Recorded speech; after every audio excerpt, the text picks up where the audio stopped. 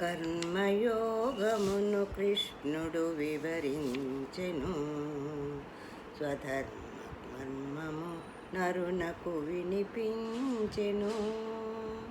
కర్మయోగమును కృష్ణుడు వివరించెను. స్వధర్మ మర్మము నరునకు వినిపించెను. కర్మ జ్ఞానముల ఏది కడు ఉత్తమమని అడుగా, సాంఖ్యులకు జ్ఞానమని, యోగులకు నిష్కామ కర్మమని. కర్మయోగమును కృష్ణుడు వివరించెను. స్వధర్మ మర్మము నరునకు వినిపించెను. కర్మలు చేయక ఎవరు క్షణమైనా నిలువలేరు. ప్రకృతి గుణ ప్రభావముచే ప్రకర్మలు చేసెదరు.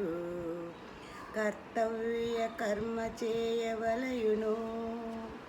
ఫలితము కోరక దైవ ప్రీతికి కర్మలు చేయవలయును. కర్మయోగమును కృష్ణుడు వివరించెను.